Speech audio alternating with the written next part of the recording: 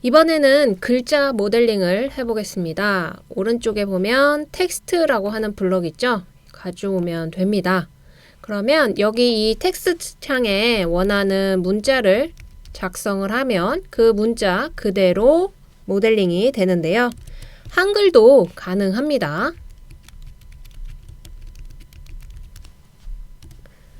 네, 이렇게 하면 이렇게 글자 그대로의 모델링이 되게 됩니다. 근데 이 한글은요, 여기 보면 한자도 돼요. 근데 이 글꼴을 다른 글꼴로 바꾸게 되면 나타나지 않습니다. 한글은 여기 멀티 랭귀지일 때만 가능합니다. 그래서 앞에서 더하기 빼기 배웠었잖아요. 마찬가지로 글자도요. 똑같이 색깔이 있을 때는 솔리드 도형이지만요. 이렇게 빼게 되면 색깔이 사라지면서 홀 도형이 될 수 있습니다. 글자를 이용해서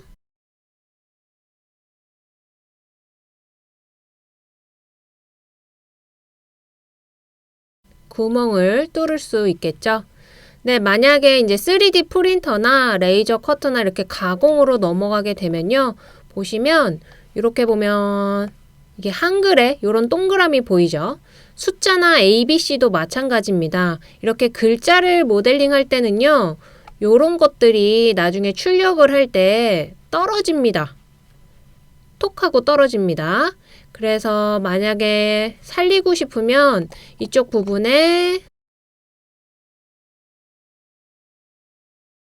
네, 이렇게 살을 덧대서 붙어서 나오게 하는 방법도 있고요.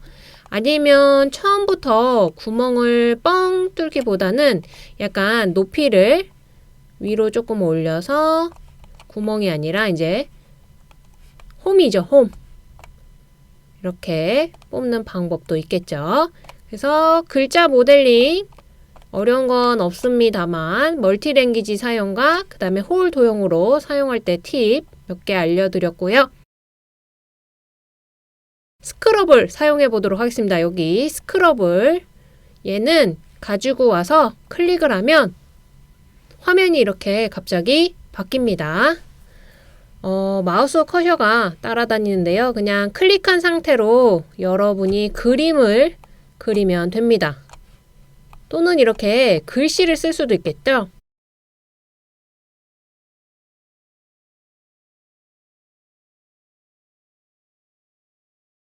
다 그리고 나서는 여기 보면 종료 버튼을 누르게 되면 네, 이렇게 만들었던 게 모델링으로 나오게 됩니다. 수정하고 싶으면 여기 에디트 수정하기에서 다시 들어가면 됩니다. 그래서 여기 이제 연필은 이렇게 그리는 대로 작성이 되는 거고요. 요 옆에 지우개 클릭하면 이제 지우기 가능한데요. 이게 이렇게 지우면 요런 작은 부품이 남아서 모델링에 지저분해집니다. 그래서 가장 왼쪽에 있는 이 점선의 별 모양 쉐이프를 사용하여 지우기 얘를 클릭해서 이렇게 전체를 휙 하면 선택된 영역이 지워집니다.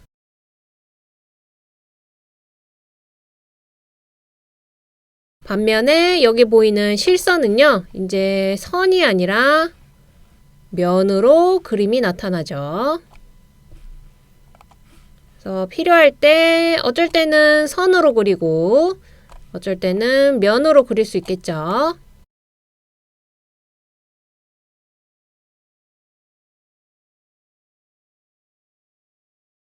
그래서 종료 누르게 되면 역시나 그림이 모델링이 그리는 대로 나타나게 됩니다. 이 스크롤 같은 경우에는요. 아이패드나 터치패드 작용 잘 됩니다. 펜이 있으면 아무래도 그림을 좀 더 그리기 쉽겠죠. 팅커캐드가 핸드폰에서 스마트폰에서 작동이 되기는 하는데요. 화면이 너무 작아서 모델링 하기는 힘들 거고요. 아이패드 같은 데는 작업을 쉽게 할 수 있습니다.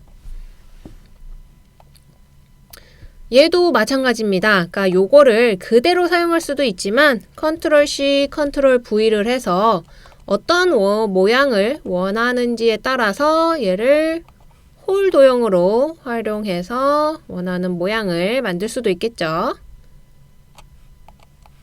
그룹. 모델링을 하는 과정은요, 어쨌든 더하고 빼고의 과정에서 내가 어떤 모양을 어떻게 응용하느냐에 따라서 나오는 형상이 바뀌게 됩니다.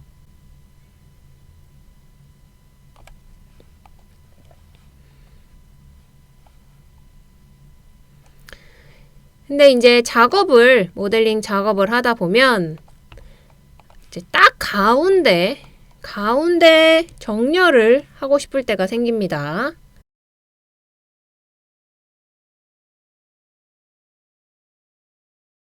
참고로 여기 원통형은 보시면 이게 원이라기보다는 약간 다각형 느낌으로 보일 거예요. 딱딱딱딱.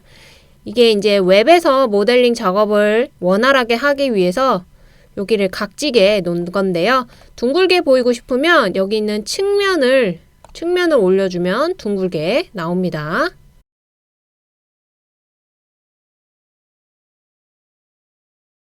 그러니까 이 동그라미 원통을 이 네모의 정 가운데 놓고 싶을 때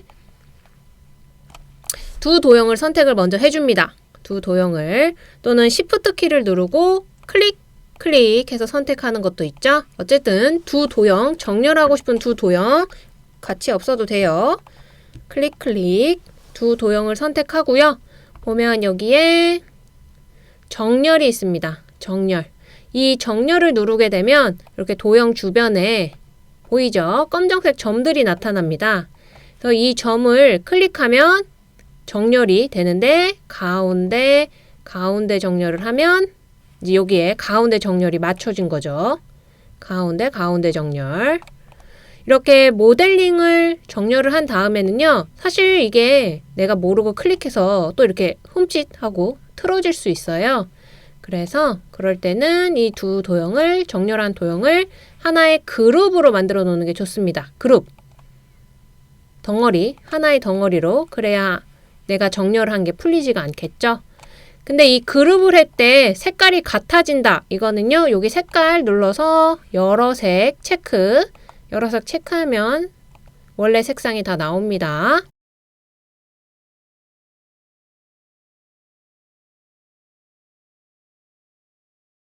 다시 한번 해볼게요. 정렬을 할 때 두 도형을 선택하고 정렬 기능을 키면 이렇게 점들이 나오는데요. 보면 도형을 하나 더 선택을 할 수 있어요. 예를 들어서 제가 이 정렬을 여기 이 원기둥, 그러니까 얘 원기둥은 움직이지 않고 얘를 기준으로 정렬하겠다라는 거예요. 그래서 얘를 클릭을 한번 합니다. 그러면 점이 이동이 되죠. 그러면 얘는 움직이지 않을 거고요. 빨간색 벽돌이 이렇게 와서 움직일 겁니다. 가운데 정렬, 왼쪽 정렬, 이렇게 모서리 정렬을 할 수도 있고 필요에 따라서 정렬 기능을 사용할 수 있습니다.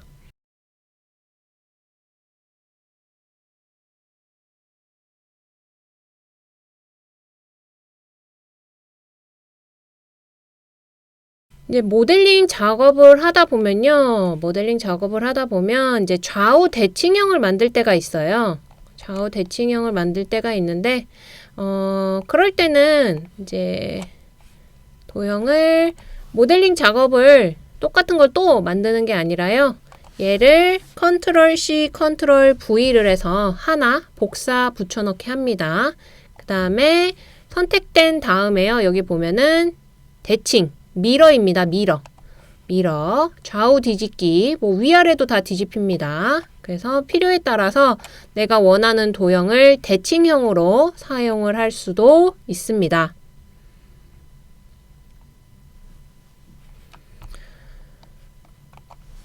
지울 때 하나하나 지워도 되지만 단축키죠. 컨트롤 A, 전체 선택.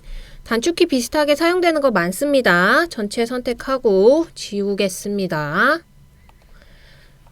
기본 기능 중에요. 여기 위에 있는 작업 평면과 눈금자 사용 설명 드릴게요.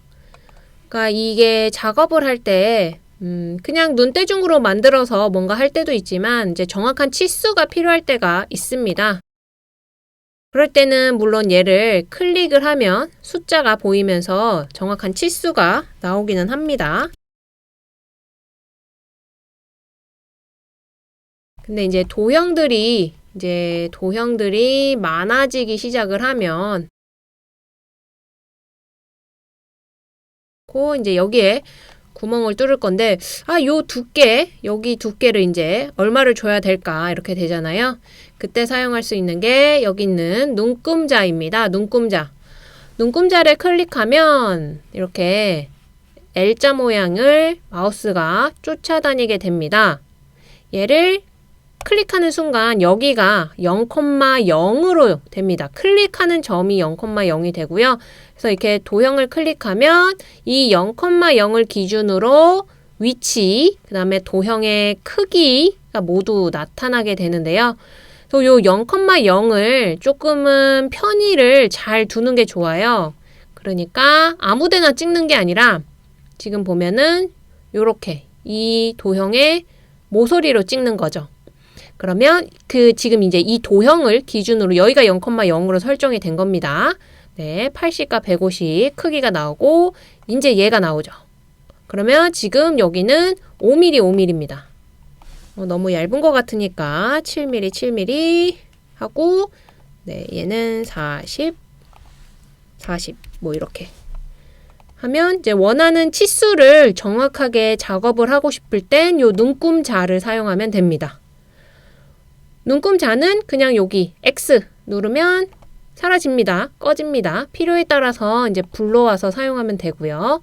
이제 클릭할 때 정확하게 여기를 만약에 이제 여기다 두고 싶다. 그러면 이제 클릭을 잘못했다면 여기를 0,0로 기준을 갖다 놓고 도형을 다시 맞출 수도 있겠죠. 그래서 정확한 치수 작업이 필요할 때는 자를 사용하면 좋습니다.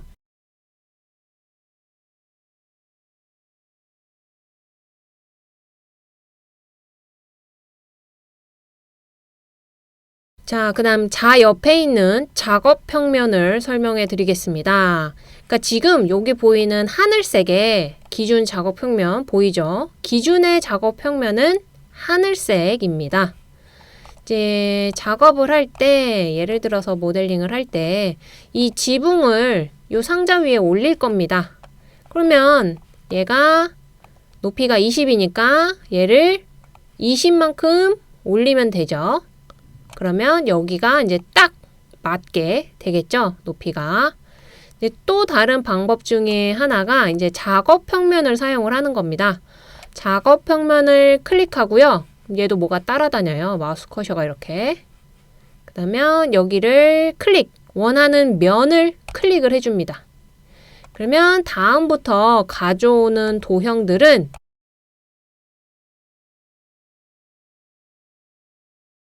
떠 있죠. 그러니까 이 주황색 임시 작업 평면에 맞게 모델링을 가져올 수가 있습니다. 근데 이 작업 평면을 끌 때는요. 여기 작업 평면을 다시 누르고 하늘색 바닥을 클릭하면 주황색이 사라지죠. 하늘색이 기준입니다. 근데 지금 보는 것처럼요. 사실 이 Z축 방향, 그러니까 위로만 올리는 거, 이렇게 위로만 올리는 거는 요 검정색 화살표를 사용하면 되기 때문에 굳이 작업 평면을 꼭 불러올 필요는 없습니다.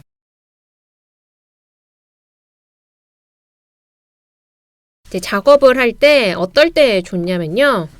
이제 이 집에다가 굴뚝을 올릴 거란 말이죠. 그러면 여기 이 비스듬한 면, 그러니까 작업 평면은요. 클릭해서 이렇게 비스듬한 면을 설정을 할 때 좋습니다. 그러면 바로 가져오면 비스듬한 면에 바로 붙였죠. 그래서 크기를 Shift 키를 누르고 크기를 줄여야 이런 식으로 작업을 하면 훨씬 더 편리합니다. 다시 작업 평면을 끌 때는 여기. 그래서 이 작업 평면을 응용할 때 한번 보여드릴게요. 예를 들면은 자 이렇게 이런 모양을 그렸습니다. 이거를 이제 지붕의 패턴으로 사용을 하려고 그린 겁니다. 그러면 이제 얘를 여기다 올리고 싶단 말이에요. 그러면 어떻게 작업 평면을 응용하면 되냐면요. 이 도형을 선택을 하고요. 컨트롤 C 복사해 줍니다. 컨트롤 C 복사해 줍니다. 그 다음에 작업 평면을 가지고 와서 이쪽 면에 해볼게요. 비스듬한 면으로 가져옵니다. 클릭! 가져왔죠? 주황색의 작업 평면이 생겼죠? 근데 이 상태에서 컨트롤 V를 할 건데 지금 요렇게 얘가 선택돼 있어요. 이게 선택돼 있으면 안 돼요. 그럼 이상한 데 붙어요. 막 이렇게 붙어요. 네. 이게 아니라 이제 선택을 풀고 자, 이 상태에서 컨트롤 V죠. 컨트롤 V로 붙이면 요렇게 작업 평면에 맞게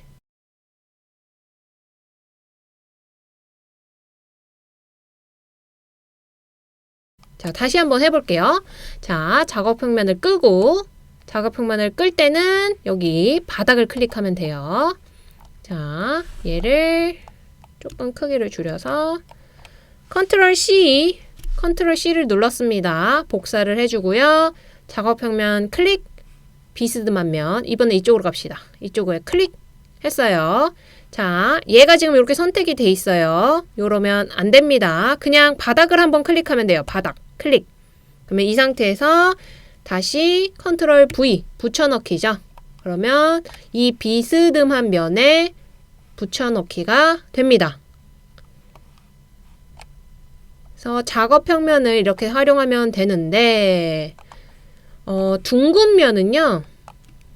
둥근 면도 작업 평면을 잡을 수는 있습니다. 클릭하면 잡히기는 해요. 이 클릭한 점을 기준으로. 근데 여기가 사실 붙는다라고 하기에는 조금 애매합니다. 여기 부분이. 네. 둥근 면에서는 사용하는 거는 저는 별로 추천드리지 않고요. 가장 좋은 거는 이런 비스듬한 면에서 작업을 할 때 응용하는 게 가장 좋습니다.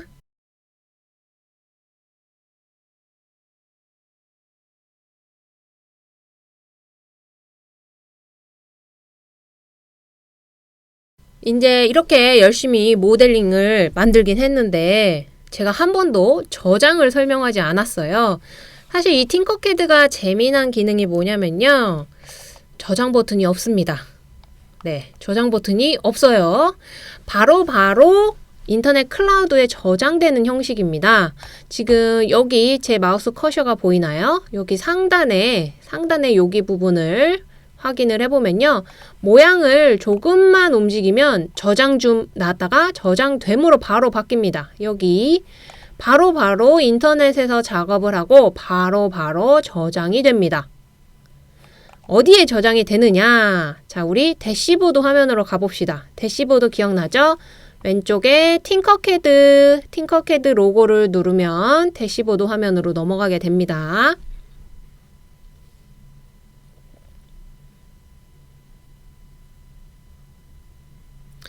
네, 이렇게 대시보드의 화면에 넘어오면 아마 여기 이제 여러분도 뭐가 하나가 생겼을 겁니다. 작업을 한 거죠. 이제 이게 순차적으로 쭉쭉쭉 저장이 되는 거고요. 이거를 이제 이어서 다른 컴퓨터에서 로그인해서 이어서 작업하고 싶다. 이 항목 편집 누르면 되고요. 아니면 그냥 나는 새로 시작하겠다. 새 파일 열기죠. 그냥 새 디자인 작성 누르면 됩니다. 일단은 이 항목 편집으로 다시 들어가 볼게요. 그래서 저장은 바로 되고요.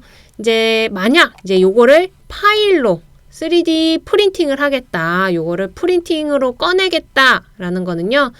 원하는 출력물 할 도형을 선택을 하고 여기 보면 내보내기가 있습니다. 내보내기, 다운로드 후 3D 인쇄, 내보내기를 누르면요. 파일이 형식이 여러 가지가 제공이 되는데 기본적으로 3D 프린터 인쇄용에서는요. STL을 가장 많이 사용을 합니다. 여기 STL을 누르면 바로 다운로드가 됩니다.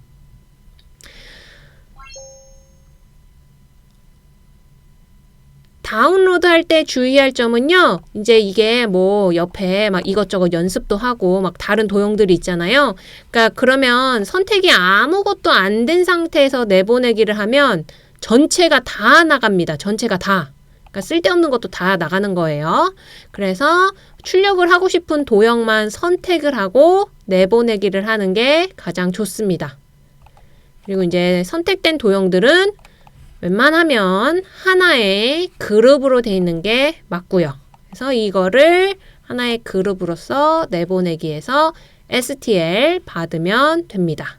그래서 이 STL 파일을 가지고 프린터에 맞는 슬라이싱으로 슬라이서를 해서 출력을 할 수 있게 되는 겁니다.